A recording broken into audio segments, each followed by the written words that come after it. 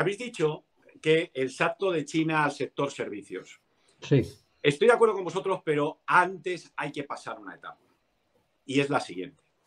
El fuerte crecimiento experimentado por China durante estos últimos años se ha debido a la entrada de capital exterior, se ha debido a la entrada de inversiones. Entonces, ese dinero ahora no está fluyendo a China. Es más, los capitales están saliendo de China. Por lo tanto, será difícil que China repita las tasas de crecimiento que hemos dicho.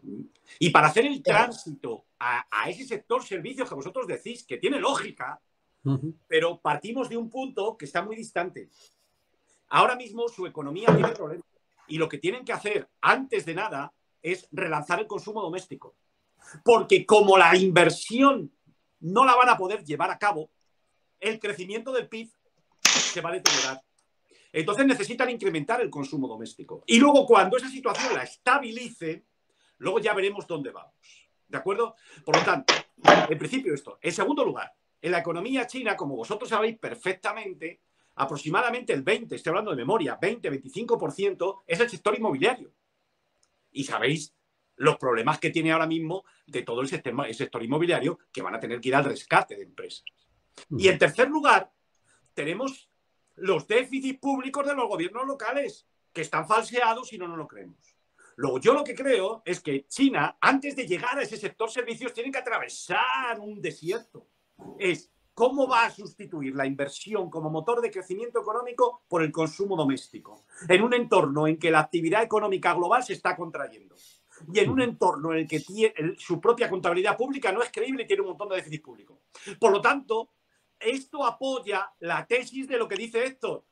China y Estados Unidos tienen que llegar a un acuerdo para provocar que la tasa de crecimiento global se recupere, porque lo necesitan todos. ¿De acuerdo?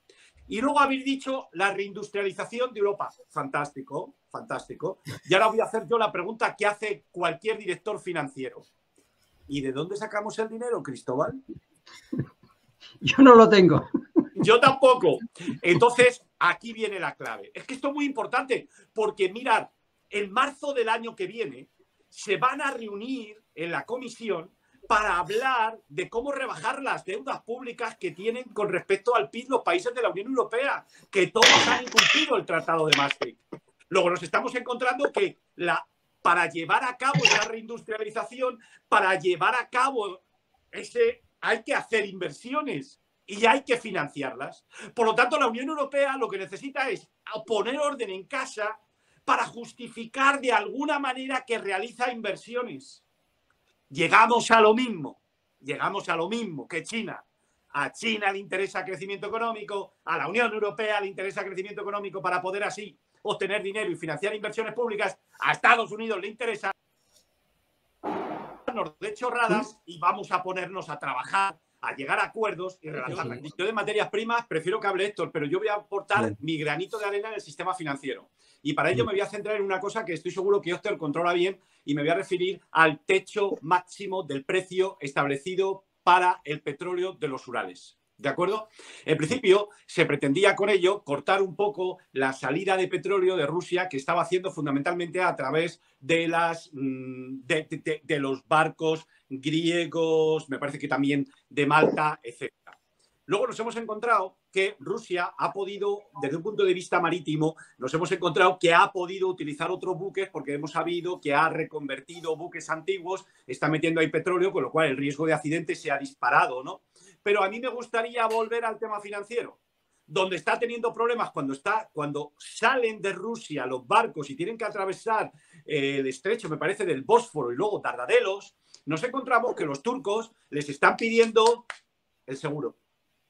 Pero como no tienen un mercado de bonos desarrollado, no tienen aseguradoras potentes. Y prácticamente, yo creo, seguro que Héctor conoce las cifras, pero a mí me da la sensación de que el 60% del negocio asegurador lo hacen empresas occidentales.